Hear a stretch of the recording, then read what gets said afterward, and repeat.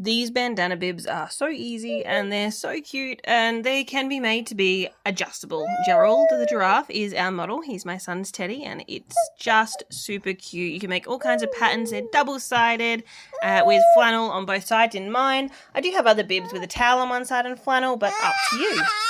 Alright, so super quick, super easy. Only takes about 15 minutes to make.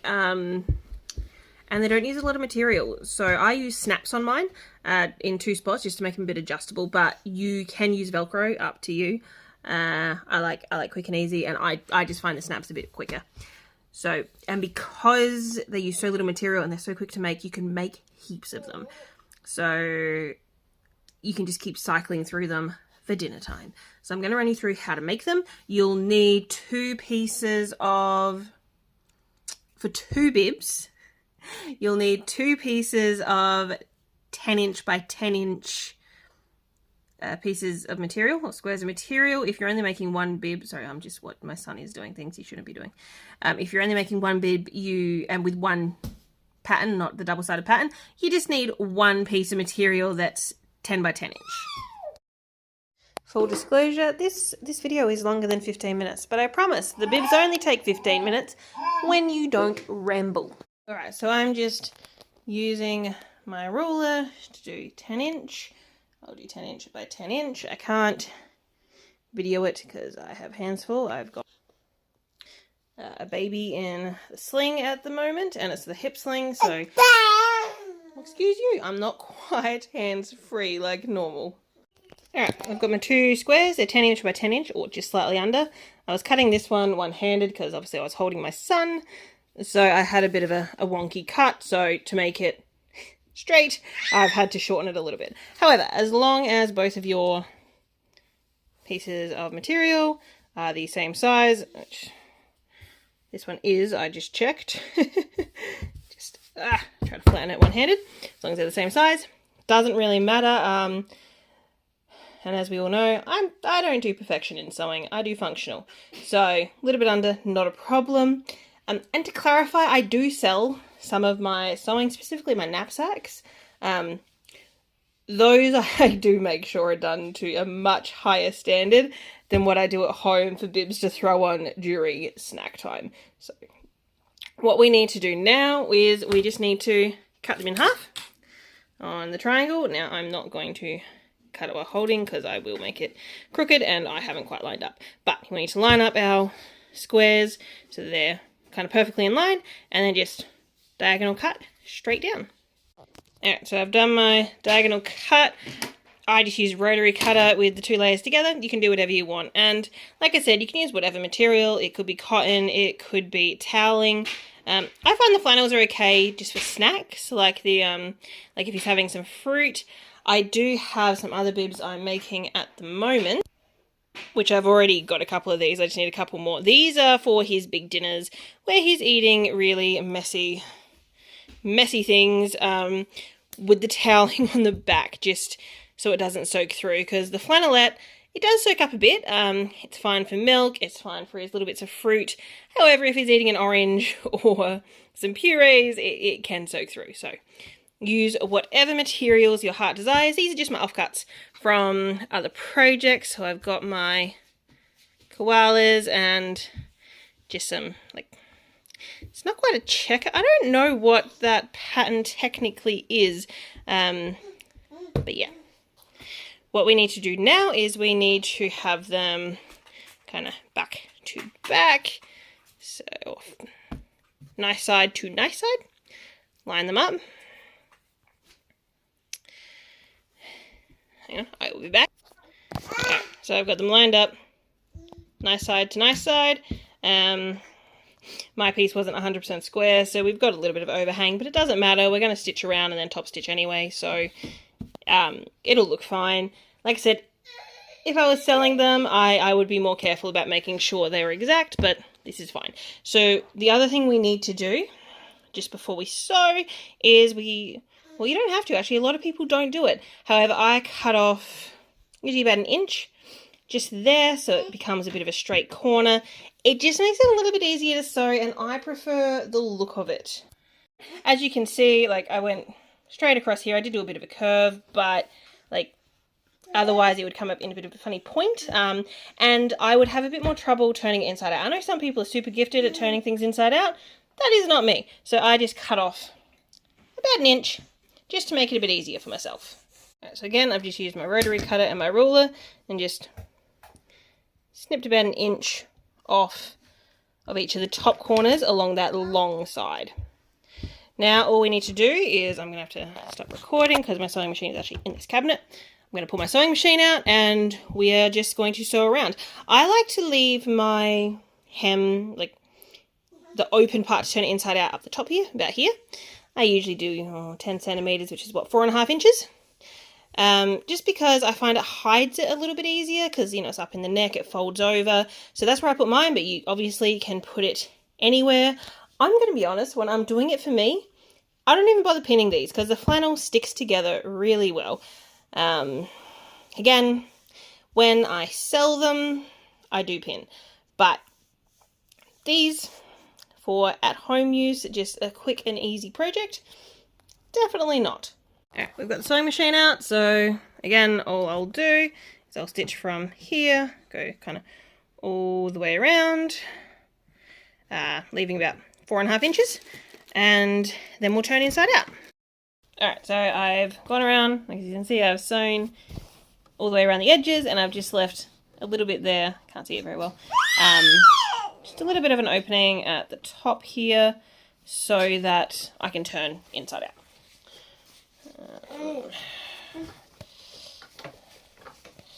And I just use my fabric marker, the back of it, to poke the corners. But see, this is what I mean. It's just a little bit easier to get this end because we've cut off that centimetre bit straight. We don't have to try to poke through a pointy bit like that. So I'm going to have to go back and fix that bit because I haven't been able to poke it through enough.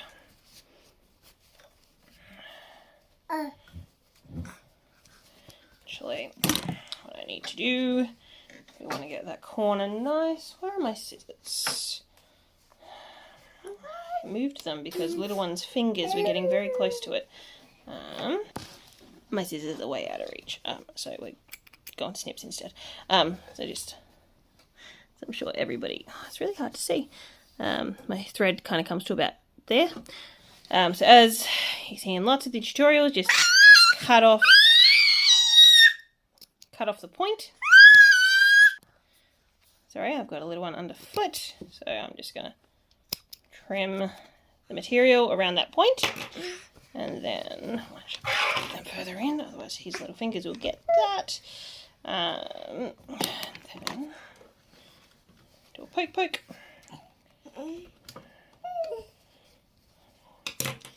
And we get a nice, clean kind of corner on the end.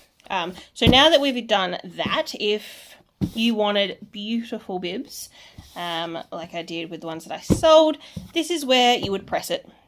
Because like you let little wrinkles through my material, you press it flat, make sure your seams are beautiful on the edges. And then you would, I'm not going to do that because like I said, this is a slapdash for at home. You then need to just turn in the edges where that opening is, pin in place, and do a top stitch. I'm going to top stitch all the way around. You okay, Bob? Yeah, all right, cool. And then that'll be pretty much it. At that point, we can either do the studs or the Velcro. So I'm going to go pin this and I'll be back. Alright, I've pinned in place. Don't need many pins, just the 2 pins.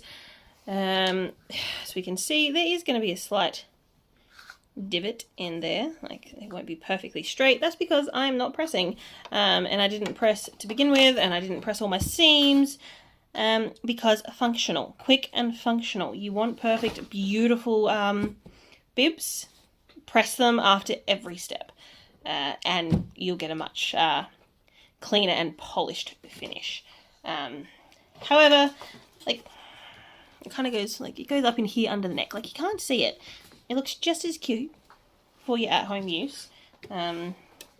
Like, if you're not charging people money, it's unnecessary, unless you want that perfect finish and you've got time for that perfect finish. If you do, oh, okay. If you've got time for it, by all means do it. There are days when he's happily playing, or my husband's got him, and at that point I spend a lot more time making my sewing beautiful. But while I've got him, no. So, interestingly, I found a tip. Actually, no, it wasn't even me. My mum found a tip for the Singer Confidence Quilter. It's a computerized machine, so I assume that it works on any machine that has the stitch. But rather than going backwards and forwards, because I'm sure some people may have noticed when I do sewing, I don't do backwards and forwards at the beginning, but I do lock in my stitch. So instead of going backwards and forwards, I use a triple stitch. This one. So on my machine, it's 01, but it's the triple stitch. It kind of goes forwards twice and then backwards, forwards twice and then backwards. So it does that lock in. So I do about 4 or 5 of these stitches. It does that lock in without needing to use the reverse. And oh, I need to find out who that was. I'm sure I've got a link to it. I'm going to find the link and pop it in the comments to the original lady that was showing everyone how to use this machine, because it's a brilliant little YouTube series on this machine with so many good tips. So I've selected my triple stitch. I've hit the button so that my needle stays down, because we've got a couple of corners in this one. That's it. My forwards and backwards is done. And then making sure my stitch is close enough to the edge to pick up that folded seam.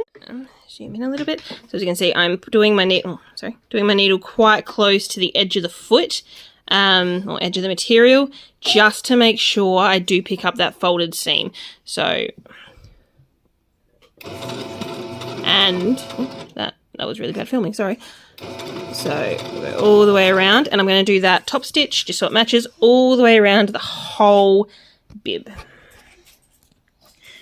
Now, sewing best practice is to remove the pin, which I've done. Depending on what I'm sewing or how complicated it is or how hard it is to keep the material in place, which doesn't happen very often, but some of the really slippery ones, like if I'm working with Minky, I sew straight over the pins, but people don't like it when you do that. And you can break needles doing that. So I'm at the edge. Now, instead of trying to curve around, I'm sure everyone knows this tip, but lift up the foot while your needle is still in. Turn the material so that you can go in a nice straight line. Sorry, this is really bad filming. Foot down. And then hard with one hand. I'll be back. There we go. I've managed to get it down. We're going to lift the foot again. It was just stuck on the thick seam of the edge. My God, I am so sorry about this filming quality. Once it's in, if you've got an awl, this is where the awl can really help, just to help push through or pull through the really big seam. So I'm just gonna, there we go. Just needs a 2-stitch start, and then you can just sew as normal again. But that just keeps your corners really nice and clean, and makes it a whole lot easier than trying to do a curve. So just gonna do this all the way around. Alright, so I'm at the end. There's a bit of a wonk in that stitch, but that's alright. Which means you could either do your forwards and back like normal, or I'm just going to hit my triple stitch and try to do it straight with one hand. It comes out much nicer when you've got 2 hands. But you can see it goes forwards and then kind of backwards. That's locked it in. Pull my needle up, bring it out, and chop off the thread. Alright, so I've gone and top stitched both of them. You can see with 2 hands, this one went up a little bit better. Still not my best sewing, but that's fine.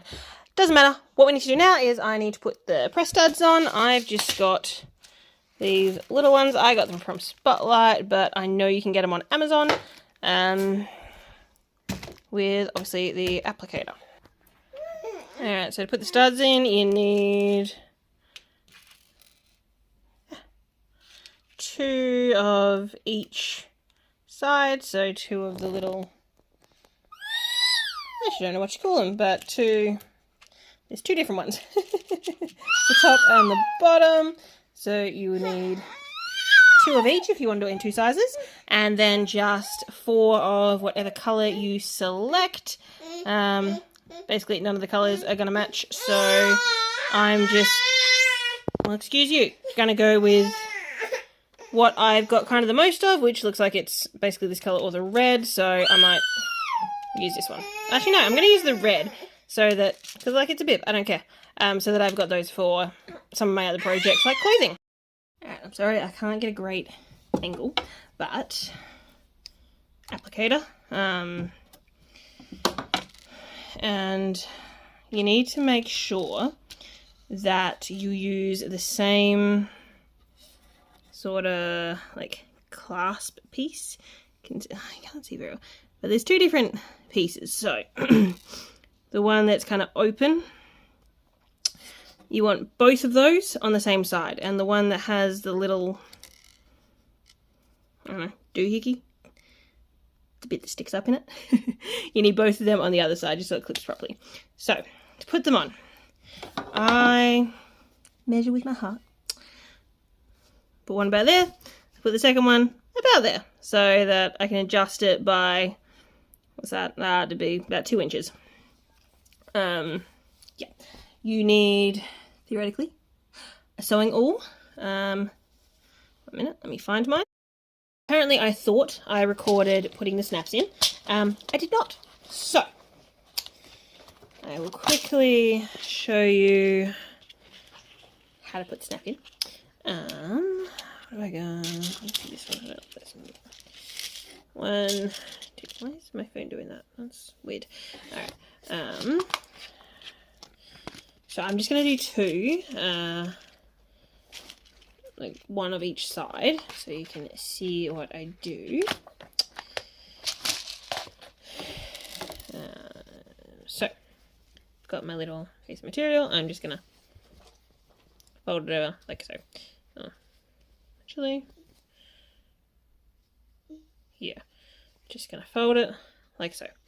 So, to make sure that you line up your snaps right, you fold your piece of material to where you want it.